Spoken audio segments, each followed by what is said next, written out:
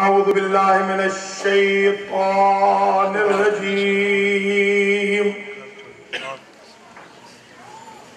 بسم الله الرحمن الرحيم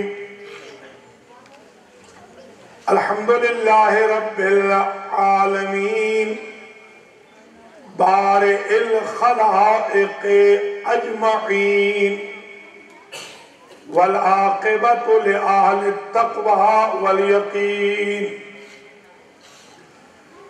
والصلاة والسلام على سيد الأنبياء والمرسلين سيدنا ومولانا أبي القاسم محمد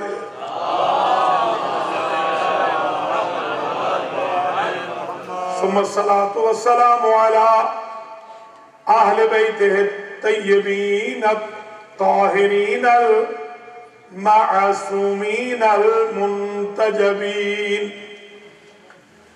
الذين أذهب الله عنهم الرجس وطهرهم تطهيرا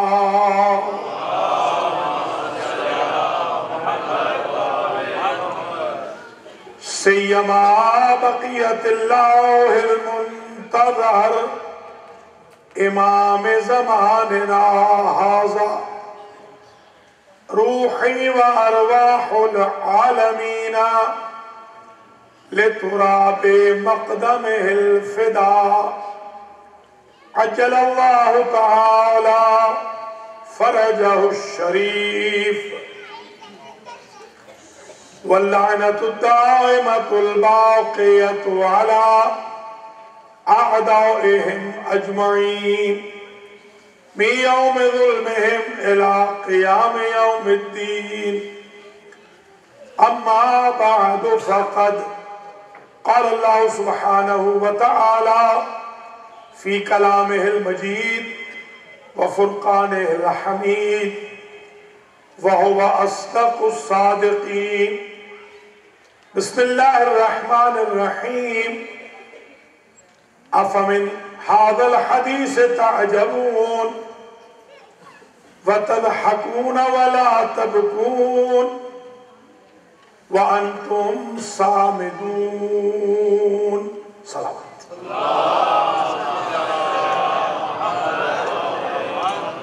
قابل قدر حجت الاسلام مولانا الحاج سید علی حیدر عابدی صاحب قبلہ ذاکرین اہل بیت شعراء آل محمد عزاداران سید الشہداء مؤمنین و مومنات 1434 ہجری کی شب بیداری جو امام الخوئی اسلامک سنٹر نیو یارک میں چند مخلصین عزاداران مظلوم کربلا اور خاک پائے سید الشہداء کے زیر اہتمام منعقد ہو رہی ہے.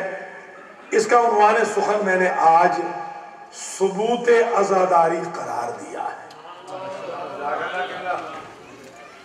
آج کل انٹرنیٹ پر بڑی بحثیں چھپی ہوئی ہیں کہ کتنا رویا جائے, کتنا ماتم کیا جائے, کتنے نوحے پڑھے جائیں. یہ کوانٹیٹیز وہ طے کر رہے ہیں جن کو اپنی کوالٹیز کا علم ہی نہیں. لہذا میں آج کی جو تقریر کر رہا ہوں انشاءاللہ یہ ان کی منحوس تابوتوں میں آخری کیل ثابت ہو جو دشمنان عزاداری. سب سے پہلے تو یہ سمجھ لیجئے کہ جس آیہ وافی ہدایت کو تلاوت کرنے کا شرف حاصل کیا ہے یہ سورہ نجم کی آیت نمبر 59 اور 60 میں اللہ نے ایک سوال قائم کیا. افمن ھذا الحدیث تعجبون, انہیں کیا ہو گیا ہے یہ اس حدیث سے تعجب کرتے ہیں. تم لوگ اس حدیث سے تعجب کرتے ہو, تمہیں کیا ہو گیا؟ وَتَضْحَكُونَ, اور ہنستے ہو. ولا تبکون، اور روتے نہیں ہو، وانتم صامتون، پاگل ہو گئے ہو۔ لیجئے سورہ نجم نے بتا دیا جو روتا نہیں قرآن کی نظر میں وہ پاگل ہے۔ نعرہ تکبیر، اللہ، نعرہ رسالت، نعرہ حیدری۔ اللہ ارشاد فرماتا ہے فَلْيَضْحَكُوا قَلِيلًا وَلْيَبْكُوا كَثِيرًا، تم کم ہنسا کرو، زیادہ رویا کرو۔ اگر رونا بدعت ہے تو اللہ کو منع کرنا چاہیے، نہیں یہ کہنا چاہیے زیادہ رویا کرو۔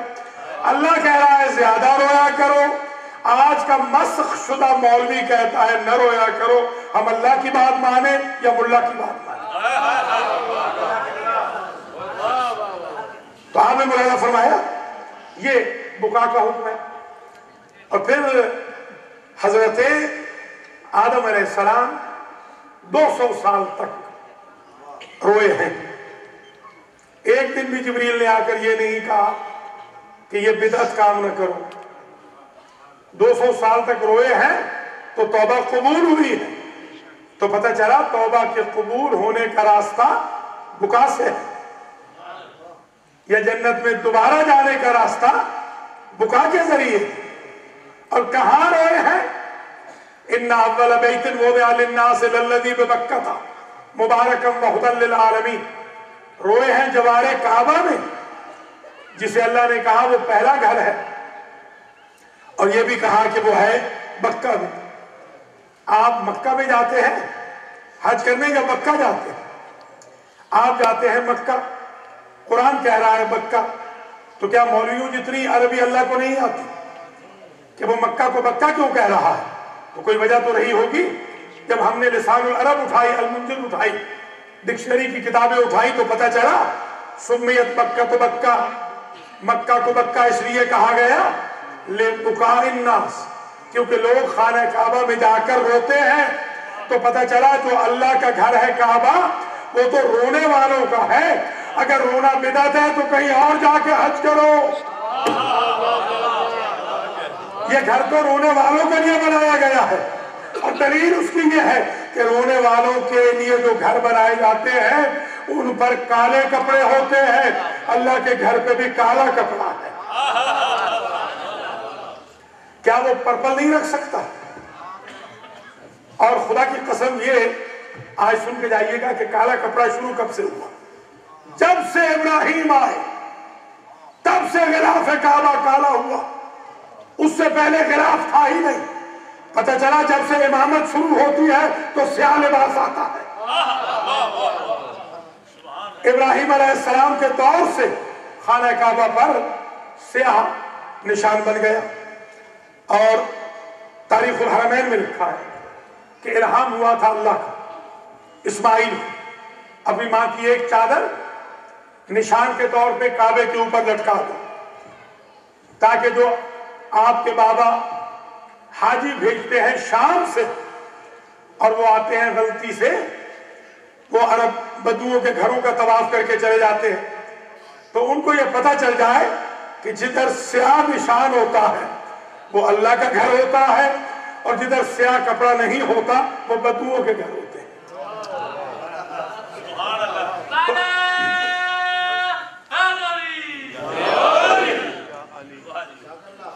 تو بکا کے سلسلے میں قرآن نے آواز دی وَتَوَلَّا عَنْهُمْ، حضرت یعقوب علیہ السلام نے اپنے بیٹوں سے رخ موڑ لیا۔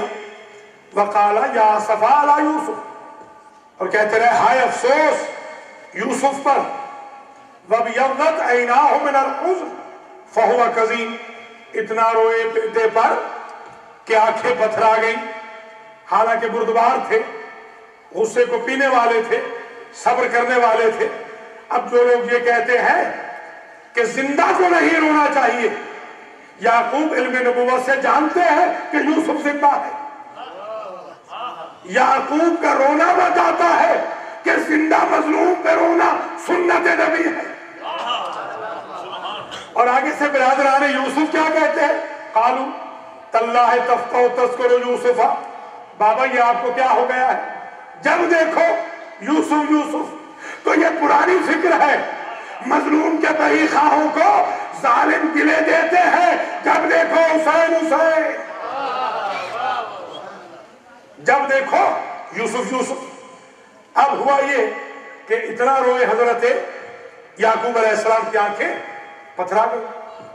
جب آئے ہیں برادران یوسف کے پاس، تو حضرت یوسف نے کہا کوئی بات نہیں، آنکھیں اگر پتھرا گئی ہیں تو اس کا چارہ بھی ہے، اذهبوا بقمیصی ھذا والقوہ علی وجہ ابی یأت بصیرا۔ قرآن کہتا ہے سورہ یوسف میں، یہ میرا پیراہن لے جاؤ اور یہ بابا کی آنکھوں پہ ڈال دے، بصارت پلٹ آئے گی، آنکھیں آ جائیں گی۔ اب میں آپ سے پوچھتا ہوں، افضل یعقوب ہے یا یوسف؟ تو یعقوب اپنے کرتے سے شفا کیوں نہیں لے رہے؟ یہ یوسف کے کرتے کا انتظار کیوں ہے؟ تو پتہ چلا باپ بیٹے افضل غیر افضل کی بات نہیں، جو بڑا مظلوم ہوتا ہے اس کے نسبت شفا زیادہ ہوتی ہے۔ افضل رسول، افضل علی، افضل فاطمہ، افضل حسن خاک شفا حسین کی ہے۔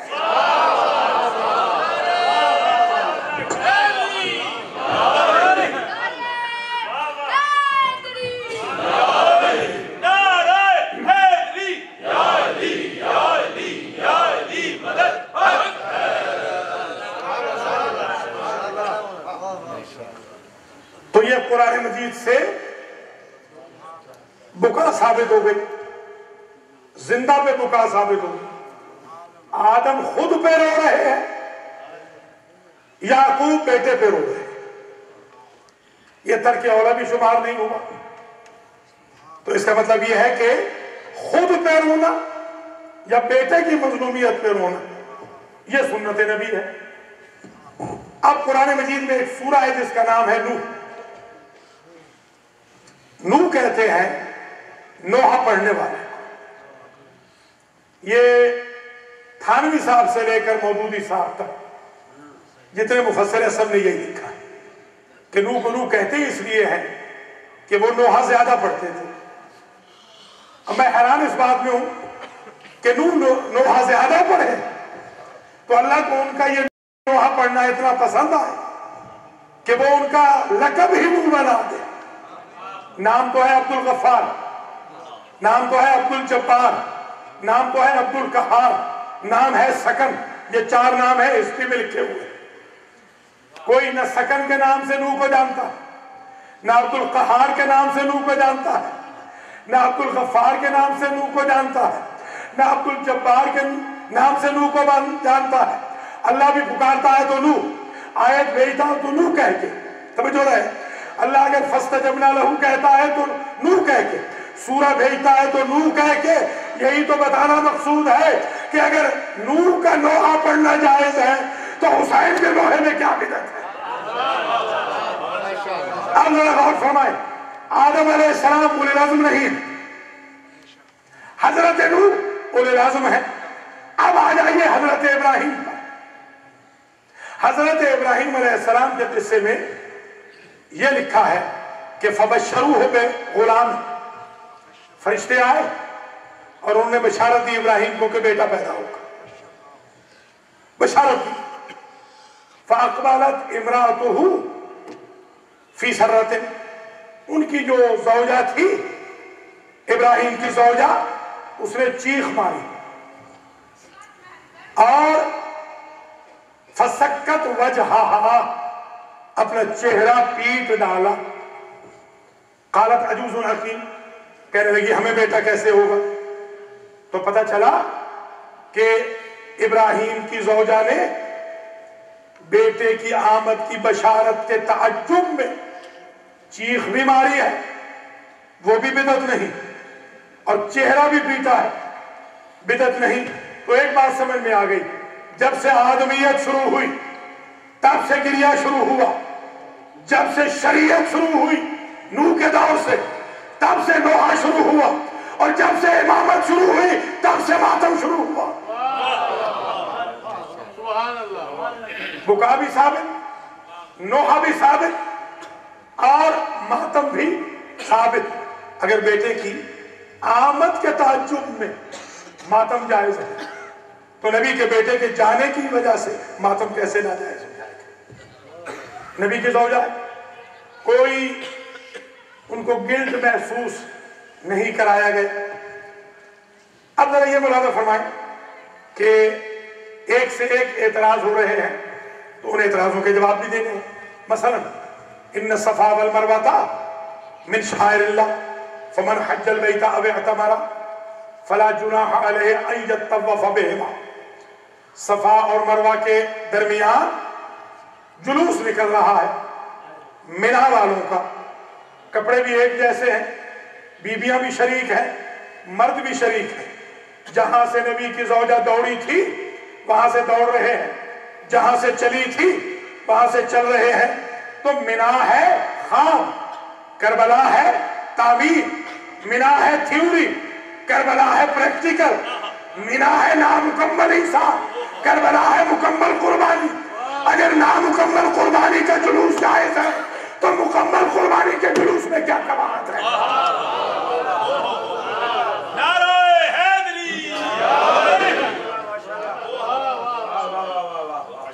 ملاحظہ فرما رہے ہیں وہاں یہ جو احرام کا لباس پہنا جاتا ہے کوئی اعتراض نہیں کرتا، احرام کا لباس ہے کوئی اعتراض نہیں کرتا، کوئی نہیں کہتا کہ کالا پہنو۔ تو پتہ چلا کہ وہاں پر کسی کو اعتراض نہیں کہ جو احرام پہنا جا رہا ہے وہ ٹھیک ہے۔ اور احرام کی حالت میں ہم دیکھتے ہیں انسان مچھر نہیں مارتا، انسیکٹ نہیں مارتا، پودا نہیں اکھاڑتا، ٹیررزم نہیں ہوتا، دہشت گردی نہیں ہوتی، سوسائڈنگ نہیں ہوتی۔ جیسے ہی احرام سے باہر آئے پھر وہی بم مارنے لگ گئے، وہی گولیاں برسا رہے ہیں، ایک دوسرے کو کافر کہہ رہے ہیں۔ تو پتہ چلا جب انسان احرام میں ہوتا تو اس وقت ٹیررسٹ نہیں ہوتا، جب احرام میں انسان ہوتا ہے تو سوسائڈر نہیں ہوتا، احرام میں ہوتا ہے تو لا رفث ولا فسوق ولا جدال فی الحج، احرام سے باہر آتا ہے تو پھر شرارتیں شروع ہوتی ہیں۔ تو جو لوگ پارٹ ٹائم احرام میں ہے وہ پارٹ ٹائم ٹیررسٹ نہیں ہوتے۔ ہم کربلا کے پرماننٹ احرام میں ہیں، ہم کبھی ٹیررسٹ نہیں ہوتے۔ جس طرح سفید کپڑے پہ اعتراض نہیں، اس طرح کالے کپڑے پہ اعتراض نہیں۔ جس طرح وہ جلوس ہو رہا ہے اور اس میں سب گنگنا کے پڑھ رہے ہیں، سب گنگنا کے پڑھتے ہیں، ویسے ہی حسین کے جلوس میں سب گنگنا کے پڑھتے ہیں۔ اور صفا اور مروہ سے جب ہم نے میئر کیا تو وہاں 378 میٹر نکلے۔ ٹوٹل جو ڈسٹنس ہے صفا سے مروہ کا وہ 378 میٹر ہے۔ روضہ حسین سے روضہ عباس کو میئر کیا تو وہ بھی 378 میٹر ہے۔ یہ کربلا کی صحیح ہے، وہ منا کی صحیح ہے۔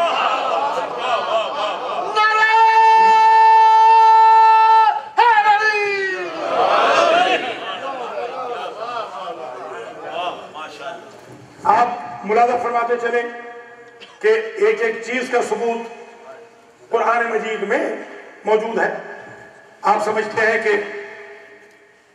زمزم کی شکل میں منا والوں کا لنگر جاری ہے، منا والے لنگر جاری کیے ہوئے ہیں، ان کی سبیل چل رہی ہے زمزم کی شکل، اور کربلا والوں کی سبیل چل رہی ہے غازی کی سبیل کی شکل۔ اگر کوئی شخص حج سے آئے اور زمزم نہ لائے تو اسے حاجی کوئی نہیں مانتا، کوئی کربلا سے نہ آئے اور خاک شفا نہ لائے تو اسے زاہد کوئی نہیں مانتا۔ نہ وہ پانی کم ہو رہا ہے نہ یہ مٹی کم ہو رہی ہے، وہ منا والوں کا ہے، یہ کربلا والوں کا۔ اب یہ بھی ملاحظہ فرماتے چلیں کہ اللہ کی ذات نے ثبوت عزا کے طور پر بکا کا ذکر کیا، نوحے کا ذکر کیا، ماتم کا ذکر کیا، اور اس کے بعد جو ٹولز ہیں چھوٹے چھوٹے عزاداری میں جو یوز ہوتے ہیں ان سب کا ذکر کیا۔ مثلا سورہ بقرہ آیت نمبر 247 میں اللہ نے تابوت کا ذکر کیا۔ ان آیت ملک ہی ایاتیکم التابوت فیہ سکینۃ من ربکم وبقیۃ مما ترک آل موسیٰ وآل ہارون تحملہ الملائکہ. اگر تم پوچھتے ہو کہ خلافت برحق، ولایت و امامت، حکومت الہیہ کی نشانی کیا ہے، تو اے بنی اسرائیل تمہارے پاس ایک تابوت آیا. تو تابوت ہمیشہ ادھر ہوتا ہے جدھر خلافت حق کی ہو، سقیفہ والوں میں نہیں ہوتا، صحیح خلیفہ والوں میں ہوتا. تابوت آئے گا، وہ اشمعیل نبی کے لیے قرآن بیان کر رہا ہے کہ ان کی حکومت کی اور طالوت کی حکومت کی جو نشانی ہے وہ یہ ہے کہ وہاں پر تابوت آئے گا. تابوت میں ہوگا کیا؟ فیہ سکینۃ من ربکم، اس تابوت میں رب کی طرف سے سکون ہوگا. وہ قومیں کبھی سکون نہیں پاتی جن میں رسم تابوت نہ ہو. سکون انہی کو ملتا ہے کہ جس میں تابوت ہو. اب پتہ چلا اس تابوت کے اندر ہوگا کیا؟ بقیۃ مما ترک آل موسیٰ وآل ہارون. اس تابوت میں آل موسیٰ کے تبرکات ہوں گے، آل ہارون کے تبرکات ہوں گے، نبی کے نہیں، نبی کی آل کے تبرکات ہوں گے. یہ مسئلہ ہی حل ہو گیا. اب اسے اٹھائے گا کون؟ کلاس رکھ دی کہ ہر ایک تو اٹھا نہیں سکتا. تحملہ الملائکہ، اسے اٹھائیں گے فرشتے. تو یاد رکھنا جو ابلیس مزاج ہے وہ تابوت نہیں اٹھا سکتا، جو جبریل مزاج ہوتے ہیں وہ تابوت کو اٹھائے گا.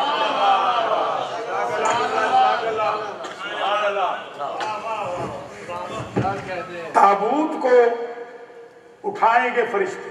اب سمجھ میں آئی بات. اگر کسی تابوت میں آگ جا رہی ہے تو اسے فرشتے اٹھاتے، امت نہیں اٹھا سکتی.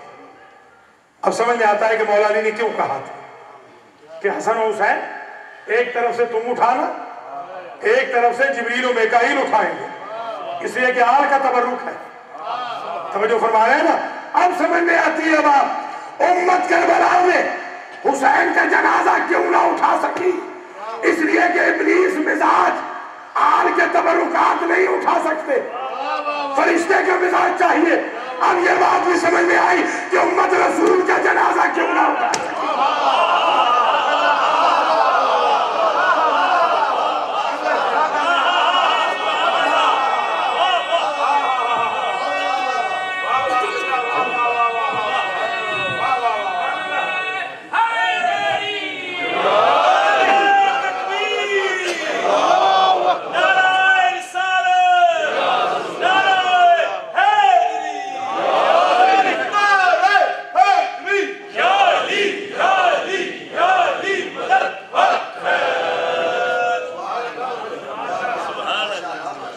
تو آپ نے مرادہ فرما لیا کہ تابوت کا تذکرہ بھی قرآن میں موجود ہے. قرآن میں تابوت. آپ سوال کریں، ہم قرآن سے جواب دیتے. یعنی جو ہمارے دشمن ہیں، مخالف ہیں، وہ بتائیں آخر عزاداری میں کون سی ایسی چیز ہے جو شریعت کے خلاف. دیکھیں یہ ذہن نشین فرما لیجیے کہ ایک بہت امپورٹنٹ ایشو جو آج کل ہمارے ہاں گردش کر رہا ہے اور اس میں بہت ہی زیادہ پافشاری ہو رہی ہے، مخالفتیں ہو رہی ہیں، وہ یہی ہمارے شبیہ ہیں. شبیہوں کے بارے میں آپ ایمان سے بتائیں کہ سورہ شمس میں کیا کہا ہے؟ ناقۃ اللہ وسقیاھا. سالے کی ناقہ بھی متبرک ہے اور جو پانی پیتی تھی وہ بھی برکت والا تھا. اور اسے کیا کہا؟ ناقۃ اللہ. وہ سالے کی ناقہ نہیں، وہ اللہ کی ناقہ ہے. وَمَن يُعَظِّمْ شَعَائِرَ اللَّهِ فَإِنَّهَا مِن تَقْوَى الْقُلُوبِ. جس شے سے اللہ پہچانا جائے وہ شاعر اللہ بن جاتے ہیں، وہ تقویٰ کا سبب بن جاتے ہیں. یہ دلیل ہے اس بات کی. اور پھر یہ بھی سمجھتے جائیں کہ اگر کوئی صاحب یہ کہے کہ یہ جو ذوالجناح ہے اس کا ذکر کہاں ہے قرآن میں، تو اس کا ذکر بھی ہے. بسم اللہ الرحمن الرحیم والعادیات ضبحا فالموریات قدحا فالمغیرات صبحن فاثرن بہ نقعا ففسدن بہ جمعا، قسم ہے ان گھوڑوں کی بھی اور ان گھوڑوں کی چنگاریوں کی بھی جو قلب لشکر میں گزر جاتے ہیں، گھس جاتے ہیں، حملے کر کر کے واپس پلٹ آتے ہیں۔ ایمان سے بتائیے، اللہ تو شجاع گھوڑوں کی قسم کھا رہا ہے، اگر نبی کے ساتھی بھی شجاع ہوتے تو کبھی تو قسم کھائی ہوتی۔ سمجھ رہے ہیں نہیں؟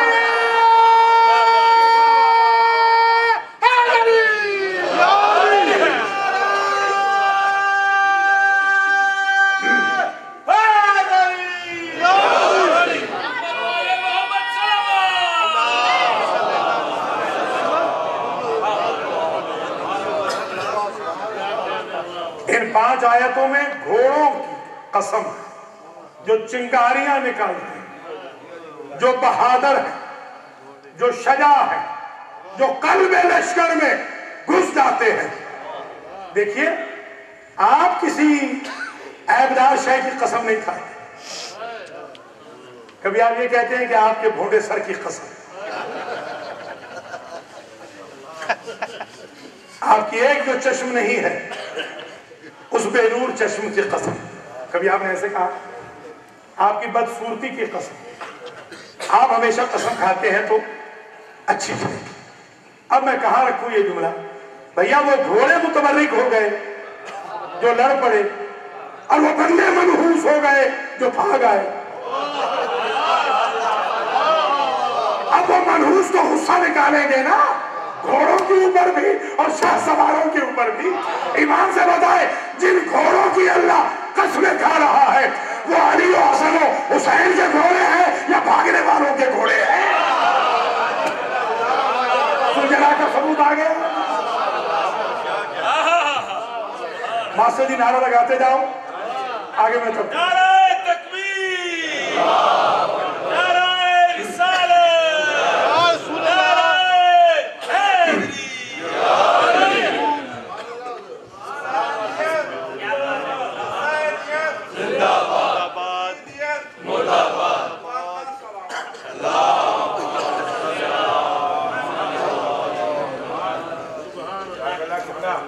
تو قرآن مجید میں الحمدللہ رب العالمین سب چیزوں کا تذکرہ ہے۔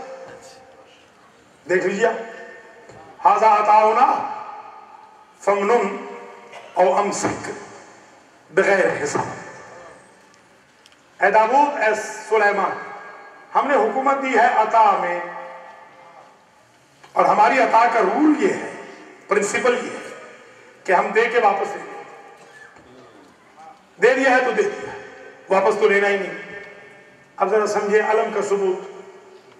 لَأُعْطِيَنَّ الرَّايَةَ غَدًا رَجُلًا كَرَّارًا غَيْرَ فَرَّارٍ، میں کل علم دوں گا اسے جو مرد ہوگا، کرار ہوگا، غیر فرار ہوگا، یحب اللہ ورسولہ ویحبہ اللہ ورسولہ، وہ اللہ رسول سے محبت رکھتا ہوگا، اللہ رسول اس سے محبت رکھتے ہوں گے۔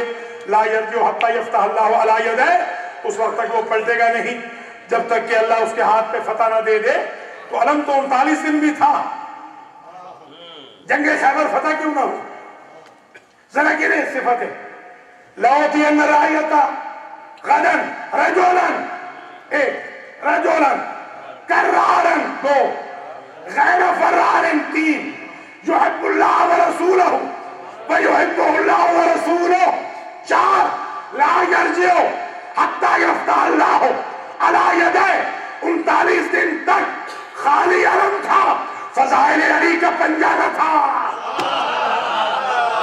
پنجہ آیا ہے تو فتح نصیب ہوئی۔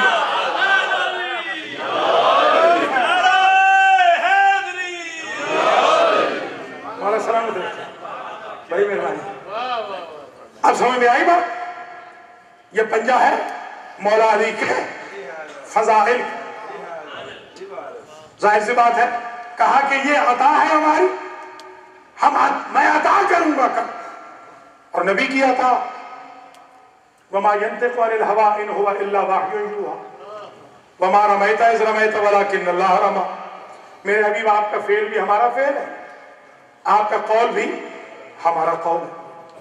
आप अता नहीं करते, हम अता करते हैं। तो अल्लाह का अता का कानून क्या था कि दे के वापस नहीं लेते। लीजिए, अब ये अगर अलम अताए इलाही है मौला कायनात के लिए, तो इसे उसूली तौर पर अली के घर में रहना चाहिए, क्योंकि ये अता है। अता अल्लाह वापस नहीं लेता। तभी तो अलम पर जो रहे, उठाया सज्जाद ने, अलम था गाजी का। उठाया मोहम्मद बाकिर ने, अलम था गाजी का। उठाया जाफर सादिक ने, अलम था अलमदार करबला का। उठाया मूसा इब्न जाफर ने, अलम था अब्बास का। उठाया अली रजा ने, अलम था अब्बास का। उठाया मोहम्मद तकी ने, अलम था अब्बास का। उठाया अली नकी ने, अलम था अब्बास का। उठाया हसन अस्करी ने, अलम था अब्बास का। उठाएगा इमाम ज़माना, अलम होगा अब्बास का। एक चीज में तो हम अपने मौलाओं के साथ शरीक हो गए ना, वो भी अब्बास का अलम उठाते हैं, हम भी अब्बास का अलम उठाते हैं।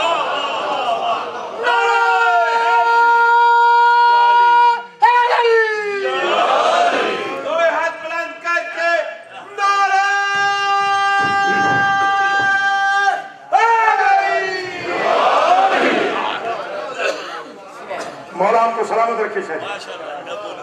जरा मुलाजा फरमाया, एक साहब मुझे मिले बड़े बहके बहके एयरपोर्ट के ऊपर, मुझसे कहते हैं कि कुछ ज्यादा ही अलम हो गए। मैंने कहा आपको तकलीफ क्या है?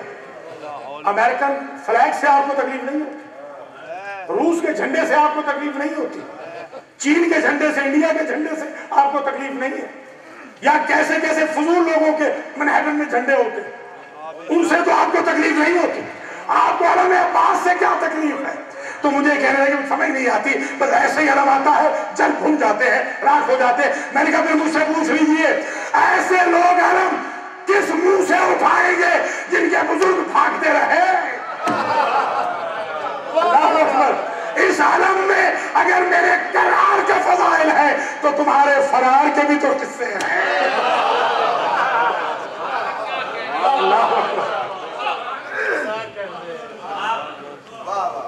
जाहिर है कि अलम कैसे उठाएंगे। फिर हमारे एक दोस्त थे बचपन के, हमारे गांव के, वो बन गए वजीर दाखिला पाकिस्तान। जाहिर बन सकते हैं, जाहिर। तो वो जब वजीर दाखिला थे तो मुस्लिम लीग का झंडा लेकर आते थे गांव में, बड़ी तारीफें कर रहे थे। अगली दफा इलेक्शन हार गए तो मुझे मिलने आए, मैंने मुस्लिम लीग का झंडा दिखा दिया। तो मुझे कहते हैं कि अब इसे छुपा दो। मैंने कहा क्यों? कहा झंडे वो निकालते हैं जो जीत गए।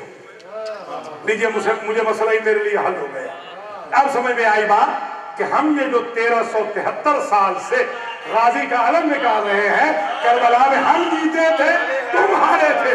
जो हारता है वो कहता है जिक्र भी ना करो, जो जीतता है वो कहीं कहीं में कहता है कि हम जीत गए।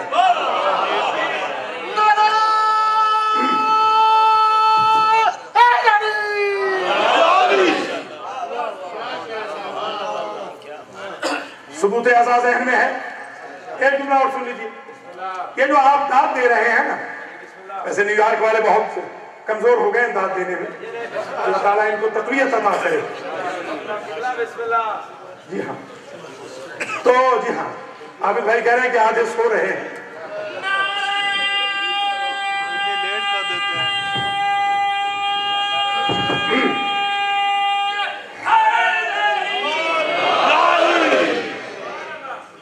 मैं ये दाद का सबूत भी कुरान से देता हूं।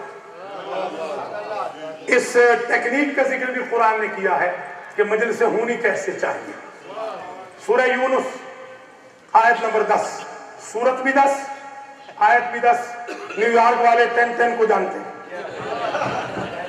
ये यूं समझे 10-10। दावाहुम फीहा सुब्हानक अल्लाहुम्मा व तहिय्यतुहुम फीहा सलामुन व आखिरु दावाहुम अनिल हम्दुलिल्लाहि रब्बिल आलमीन। जन्नती जन्नत में पहुंच के कहेंगे सुबहान अल्लाह। समझे जरा, जन्नती जन्नत में पहुंचेंगे तो कुरान कहता है वो कहेंगे सुबहान अल्लाह। جب ان کو نعمتیں اور ملیں گی تو کہیں گے الحمدللہ، اور جب ایک دوسرے سے ملیں گے تو کہیں گے السلام علیکم السلام علیکم۔ تو پتہ چلا جنتی کی نشانیاں ہیں 3۔ جنت میں پہنچ کے کہے گا سبحان اللہ، جنت میں پہنچ کے کہے گا الحمدللہ، اور جنت میں پہنچ کے کرے گا سلام۔ یہ 3 نشانیاں ہو گئی جنتی کی۔ میں نے جب سے آنکھ کھولی ہے یہ تینوں نشانیاں تو مجلس حسین میں دیکھی ہے۔ خطیب نے اچھے فضائل پڑھے تو مجمع نے کہا سبحان اللہ، مجلس اچھی ہوئی تو بانیان عزاداری نے کہا الحمدللہ، مجلس ختم ہوئی، مجلس میں آئے تو سلام کیا مومن پر، مجلس سے گئے تو سلام کیا کل ایمان کی اولاد پر۔ کوئی سمجھ رہے ہیں نہیں؟ یہ تو جنت میں ہونا تھا، یہاں کیسے ہو گیا؟ تو میں ایک بات سمجھاؤں، باقی لوگوں کا فیصلہ وہاں ہوگا کہ جنتی ہے کہ نہیں۔ ہمارا فیصلہ فرش عذاب پہ ہو گیا، ہم یہاں سے شروع کر رہے ہیں۔ یوں سمجھے مجلس میں نہیں آئے، جنت خدا میں آئے۔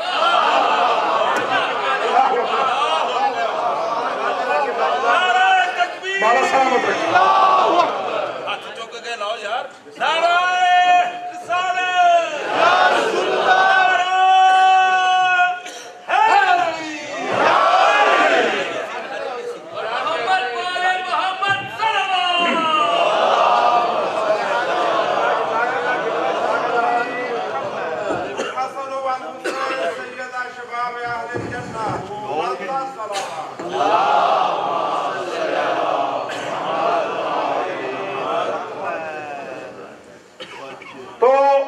یہ بھی آپ نے ذہن نشین فرما لیا۔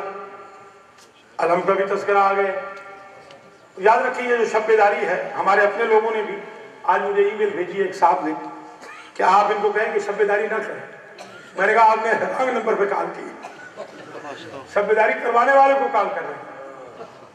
اب ان منحوسوں کو بھیجیے جن کے ہاں یہ بدعت ہو، ہمارے ہاں تو یہ عبادت۔ اچھا وہ کہہ رہے ہیں، انہوں نے بھیجی ہے ای میل کہ یہ بدعت ہے، اس کو رکوائیں۔ میں نے جواب دیا ہے کہ شب بیداری بدعت بھی ہے اور عبادت بھی۔ شب بیداری کی 2 قسم، بدعت بھی درست ہے، بالکل درست ہے۔ میں نے کہا آپ کے بزرگ 40ویں رات سارے خیبر میں جاگتے رہے، سب صحابہ کرام نے شب بیداری کی، ایک بھی نہیں سوئے، سونے والے بھی نہیں سوئے، صرف اس امید میں کہ شاید ہمیں مل جائے۔ تو پتہ چلا علم کے ملنے کی وجہ سے شب بیداری سنت اصحاب ہے۔ اگر علم نے آنا ہو تو سنت اصحاب ہے۔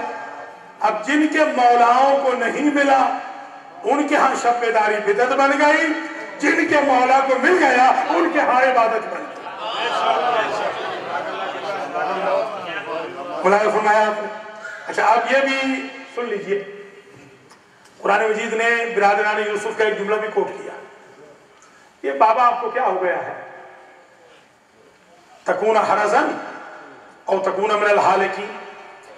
یہ یاد کرتے کرتے یوسف کو آپ کہیں ڈیمیج نہ ہو جائے یا آپ کہیں ہلاک نہ ہو جائے۔ جواب میں انہوں نے کہا انما اشکو بسی وحزنی الی اللہ، میں اپنے سارے حزن کا مرجع اللہ کی ذات کو قرار دیتا ہوں۔ تو پتہ چلا یہ برادران یوسف کا تانا ہوتا ہے کہ عزاداری کی وجہ سے آپ ڈیمیج نہ ہو جائیں یا آپ ہلاک نہ ہو جائیں، اور جو عزادار ہوتا ہے وہ یہ کہتا ہے کہ میرا امر اللہ کے ساتھ ہے۔ یہ حضرت یعقوب علیہ السلام کے قصے سے معلوم ہو گئے۔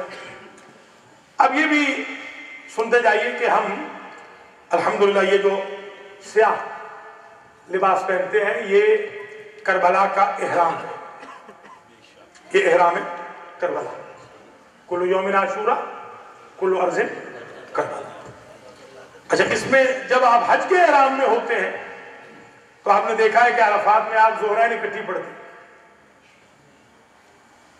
مزدلفہ میں آپ مغربین اکٹھی پڑھتے ہیں۔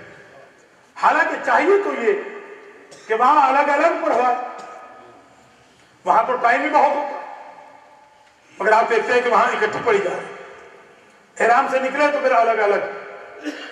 تو ایک بات سمجھ میں آ گئی، جب انسان احرام میں ہوتا ہے تو ظہر و عصر اکٹھی پڑھنا جائز ہے، جب احرام میں ہوتا ہے تو مغرب و عشاء کو اکٹھے پڑھنا جائز ہے۔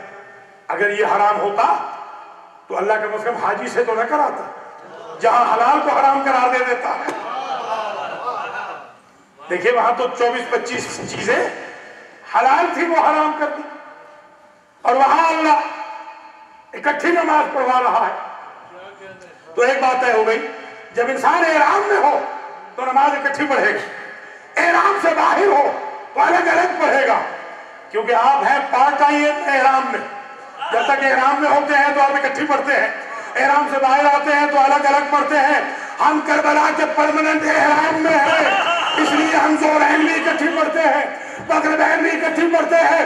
جب ہمارا انتقام ہو جائے گا، ہمارے امام آ جائیں گے، قاتلوں کو مارا جائے گا، احرام کھل جائے گا، ہم بھی علیحدہ پڑھیں گے، الگ الگ پڑھیں گے، اس لیے کہ احرام میں ہی رہا۔ اب آپ نے یہ بھی ثبوت سن لیا کہ اکٹھی نماز پڑھنے کا بھی کیا ثبوت ہے۔ یاد رکھیے کہ حضرت آیت اللہ العظمیٰ امام انقلاب روح اللہ خمینی نور اللہ مرقدہ الشریف نے فرمایا تھا کہ میں ماتمیوں کے بارے میں فرمایا تھا کہ میں بوسہ دیتا ہوں ان ہاتھوں پر جو ماتم حسین میں اٹھتے ہیں، میں سلام کرتا ہوں ان سینوں پر جن پر یہ ہاتھ لگتے ہیں۔ خدا کی قسم یہ ہاتھ ان سینوں پہ نہیں لگتے، یزیدیت کے منہ پر تماچے بن کے لگتے ہیں۔ اب سمجھ میں آئی بات کہ اگر یہاں لگتے ہوتے تو جتنا ماتم میری قوم کے جوان کرتے ہیں وہ تو آدھا سال ہسپتال سے اٹھ نہ سکتے۔ آپ دیکھتے ہیں نیکسٹ ڈے وہ جاب پہ ہوتے ہیں، ہے کہ نہیں ایسے؟ تو پتہ چلا ہمارا مجتہد بتا گیا کہ جہاں تماچا لگتا ہے تکلیف وہاں ہوتی ہے۔ اب سمجھ میں آئی بات، ماتم ہم کرتے ہیں تکلیف انہیں ہوتی ہے۔ جیسے جیسے ماتم تیز ہوتا ہے چہرے اترتے جاتے ہیں۔ تو ایک مولوی صاحب تھے، انہوں نے مجھ سے کہا کہ آپ اپنے گھر میں یا امام بارگاہوں میں یہ کام کر لیا کریں، یہ بازاروں میں کیوں نکلتے ہیں؟ جیسے کل بھی جلوس نکلے گا، چیلوں کا بھی جلوس ہوگا، محرم کا بھی آپ نے نکالا، کل اسیران کربلا کا نکلے گا، تو یہ کیا ضرورت ہے؟ تو میں نے کہا ہمیں مجتہد تو یہ بتا گیا نا کہ یہ تماچا لگتا ہے دہن یزید پر، تو ہم بھی یہ سمجھتے ہیں کہ یزید جہاں ہوگا وہاں ہم جائیں گے، جس جس گلی میں ہمیں شک ہوگا یزید ہے، ہم تماچا مارنے وہاں جائیں گے۔ قیامت تک جب تک یزید رہے گا تب تک حسینیوں کا تماچا رہے گا۔ گلی کوچوں میں نکل کر ہم اس لیے یہ عزاداری مناتے ہیں۔ بس آخری جملے سن لیجئے اور میں آپ سے اجازت دوں۔ ہم نے بکا کا ثبوت قرآن سے دیا، ہم نے نوحے کا ثبوت قرآن سے دیا، ہم نے ماتم کا ثبوت قرآن سے دیا، ذوالجناح کا ثبوت قرآن سے دیا، علم کا ثبوت قرآن سے دیا، تابوت کا ثبوت قرآن سے دیا، صفا و مروہ کی آیت سے ہم نے جلوس کا ثبوت دیا، قرآن مجید سے ہم نے کالے کپڑے کا ثبوت دے دیا کہ اللہ کے گھر میں کالا کپڑا ہوتا ہے۔ یہ سارے ثبوت ہم نے دے دیے۔ اب آخری ثبوت جو آج عرض کرنا ہے اور آپ سے اجازت لے لینی ہے وہ کربلا کا۔ کربلا بھی قرآن میں موجود ہے، لفظ کربلا۔ اب سن لیں، 10 آیتیں جلدی جلدی پڑھ رہا ہوں۔ پہلی آیت ارشاد ہوتا ہے قُلْ مَنْ يُنَجِّيكُمْ مِنْ ظُلُمَاتِ الْبَرِّ وَالْبَحْرِ تَدْعُونَهُ تَضَرُّعًا وَخُفْيًا لَئِنْ أَنْجَانَا مِنْ هَٰذِهِ لَنَكُونَنَّ مِنَ الشَّاكِرِينَ قُلِ اللَّهُ يُنَجِّيكُم مِّنْهَا وَمِنْ كُلِّ كَرْبٍ ثُمَّ أَنْتُمْ تُشْرِكُونَ۔ پورے قرآن میں لفظ کرب آیا ہے 4 مرتبہ۔ پہلی یہی آیت جو میں نے ابھی پڑھی نحل کی 64 میں کہ میرے حبیب کہہ دیجئے کہ ہر کرب سے اللہ بچاتا ہے۔ کرب کا ایک لفظ آ گیا۔ اب 3 اور آیتیں جن میں کرب موجود ہے اور کرب کے ساتھ نسبت ہے عظیم کی۔ فاستجبنا له فنجیناہ وَأَهْلَهُ مِنَ الْكَرْبِ الْعَظِيمِ، ہم نے نوح کو بچا لیا اور ان کے اہل بیت کو بچا لیا کرب عظیم سے۔ دوسری جگہ کہا وَنَجَّيْنَاهُ وَأَهْلَهُ مِنَ الْكَرْبِ الْعَظِيمِ، اور ہم نے بچا لیا نوح کو اور ان کے اہل کو کرب عظیم سے۔ تیسری آیت میں کہا جہاں کرب عظیم کہ نجیناہما وقومہما من الکرب العظیم، ہم نے موسیٰ اور ہارون کو بھی بچایا اور ان کی قوموں کو بھی بچایا کرب عظیم سے۔ 3 جگہ کرب عظیم، 4 جگہ کل کرب۔ پورے قرآن میں بلا کا لفظ 6 مرتبہ آیا ہے۔ ان ھذا لہو البلاء المبین، سورہ صافات میں ذکر کیا، لیبلی المؤمنین منہ بلاء حسنا، اللہ کی ذات نے یہ ذکر فرمایا اور اللہ کی ذات نے یہ بھی ذکر فرمایا کہ وَإِذْ قَالَ مُوسَىٰ لِقَوْمِهِ اذْكُرُوا نِعْمَةَ اللَّهِ عَلَيْكُمْ إِذْ أَنْجَاكُمْ مِنْ آلِ فِرْعَوْنَ يَسُومُونَكُمْ سُوءَ الْعَذَابِ يُذَبِّحُونَ أَبْنَاءَكُمْ وَيَسْتَحْيُونَ نِسَاءَكُمْ وَفِي ذَلِكُمْ بَلَاءٌ مِّن رَبِّكُمْ عَظِيمٌ۔ یہ جملہ قرآن میں 3 مرتبہ ریپیٹ ہوا، ایک دفعہ یذبحون، ایک دفعہ ویذبحون، ایک جگہ یقتلون، باقی جملے وہی ہیں۔ یہ 3 مرتبہ کرب عظیم آ گیا، ٹوٹل 6 مرتبہ۔ وَآتَيْنَاهُمْ مِنَ الْآيَاتِ مَا فِيهِ بَلَاءٌ مُبِينٌ، ہم نے ان انبیاء کو اور ان کی امتوں کو وہ آیات میں عطا کیا جو امتحان مبین تھا۔ بلا 6 مرتبہ، کرب 4 مرتبہ، کل 10 مرتبہ۔ اور ادھر حج کی آیت میں اللہ کہتا ہے تِلْكَ عَشَرَةٌ كَامِلَةٌ، حج کے بھی ہیں 10 دن، 10 روزے، 10 دن، محرم کے بھی ہیں 10 دن، اور خدا کی قسم محرم کی 10 راتوں کا قرآن نے سورہ فجر میں ذکر کیا۔ بسم اللہ الرحمن الرحیم، والفجر ولیال عشر والشفع والوتر، قسم ہے مجھے صبح عاشور کی، قسم ہے عاشور کی 10 راتوں کی، علی کی قسم، فاطمہ کی قسم۔ لیجئے عشرہ کا ذکر بھی آ گیا، 10 راتوں کا ذکر بھی آ گیا، عشرہ کاملہ کا ذکر بھی آ گیا، فجر کا ذکر بھی آ گیا، اور ادھر کیا کہا؟ کرب عظیم اور بلا بھی عظیم۔ اور پھر سورہ صافات میں آواز دی وَفَدَيْنَاهُ بِذِبْحٍ عَظِيمٍ، وہ بھی عظیم اور حسین بھی عظیم، کرب بھی عظیم، بلا بھی عظیم، حسین بھی عظیم۔ اور حسین ابن علی نے کہا تھا اللہم انی اعوذ بک من کرب و بلا، یہ کربلا کا اصل نام تھا، کرب، کربن و بلا یہ اصل نام تھا، اب ہو گیا ہے کربلا، جیسے مینا اصل میں تھا منا، اب ہو گیا ہے مینا، اسی طرح کربن و بلا تھا، اب ہو گیا کربلا۔ قرآن نے بھی کرب و بلا کا ذکر کیا، حسین ابن علی نے بھی کرب و بلا کا ذکر کیا۔ پتہ چلا قرآن مجید میں کربلا کا تذکرہ بھی موجود ہے، کربلا کے تمام شبیہوں متعلقات کا بھی تذکرہ موجود ہے۔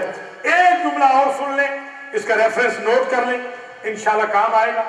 یعملون لہ ما یشاء من محاریب وتماثیل وجفان کالجواب وقدور الراسیات، سورہ سبا کی آیت نمبر 13 میں ارشاد ہوا حضرت سلیمان علیہ السلام جنوں سے کہتے تھے کہ تم نے تو سابقہ انبیاء دیکھے تھے نا، اور ان کی مسجدیں اور محراب بھی دیکھے تھے نا، تو ان مسجدوں کی محرابوں کی شبیہیں بنا کے میرے پاس لے آؤ۔ تو پتہ چلا انبیاء کی شبیہیں بنوانا یہ انبیاء ہی کا کام ہے، وہ شبیہیں لے آؤ۔ اور اب سمجھیے گا تبرک کا تذکرہ بھی آ رہا، نیاز کا ذکر بھی آ رہا ہے۔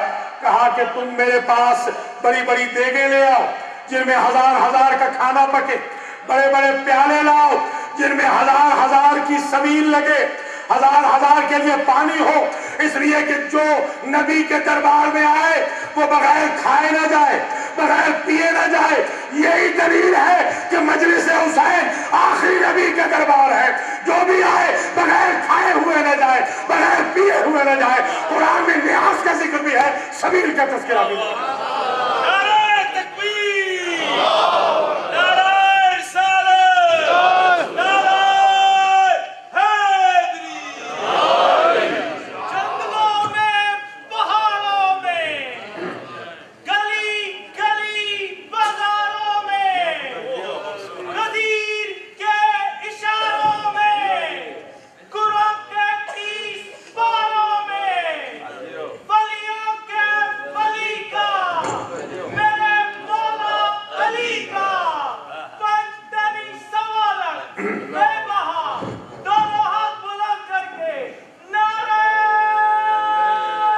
माशाअल्लाह, सलामत रहो।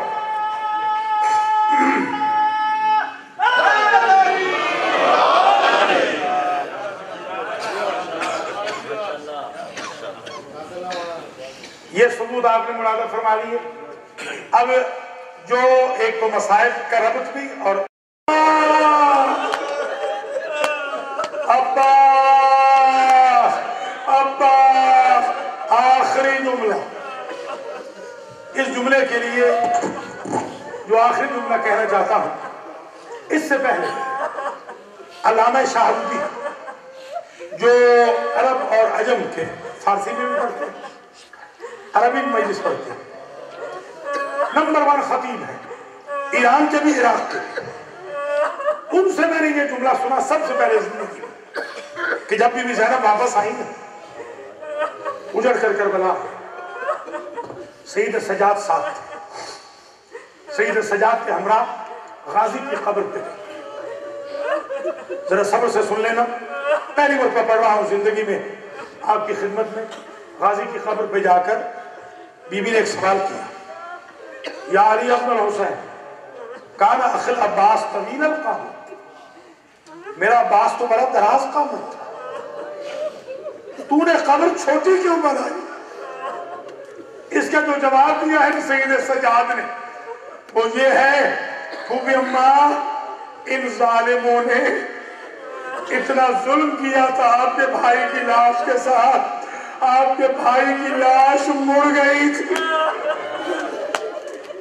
मैं कुर्बान जाऊं उम्मुल बनीन का, जितनी लाश की जसामत बच गई उतनी मैंने कब्र बनाई।